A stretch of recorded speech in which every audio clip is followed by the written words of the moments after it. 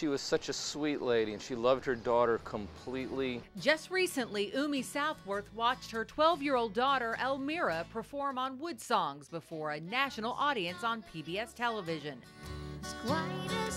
Mom and daughter were extremely close, says friend Michael Jonathan. He says Dad Donald was behind Elmira too. They traveled with her, supported her financially, emotionally, and most importantly with their time. But late Wednesday, Elmira's world turned upside down with the discovery of her mother barely alive and breathing and some brush behind their apartment.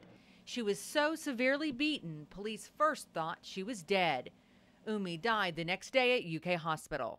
I think Elmira is like any other little 12-year-old that loves her mommy and her daddy, and this is taking a little life, grabbing a machete and just splitting it down the middle. And what's down the middle is the little soul and spirit and life of this little girl. As police investigate, WLEX-TV did too. Court documents reveal that Donald Southworth was arrested in 2005 and charged with aggravated assault, along with some other charges that were later dismissed. This criminal complaint states Southworth caused physical injury by punching and slapping another woman.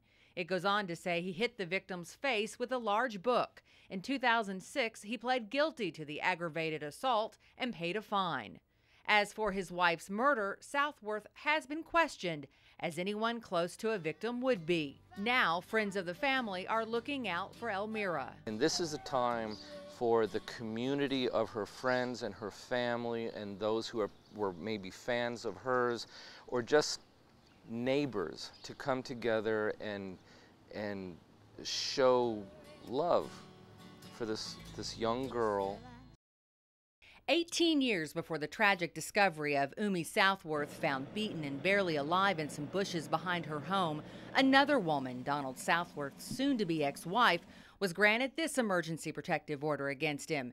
She was the first of 3 women granted a total of 4 EPOs against him between 1992 and 2010. The 92 order states that Southworth engaged in acts of domestic violence by restraining his ex-wife against her will and refusing to allow her to move about freely, by threatening her with death or serious physical injury if she attempted to leave their home. The order states she was in fear of death or serious physical injury. A Kentucky State Police detective even backed up her fears by stating they were well grounded. In '94, another woman got an EPO against Southworth, claiming he punched her in the stomach, kicked her in the ribs, slammed her down on her back on the floor, then dragged her by her hair. This 2006 EPO by a third woman claimed Southworth hit her in the face with a large book. The same woman filed another EPO just last week, saying Southworth was trying to contact his daughters. Right now, he's supposed to stay away from them.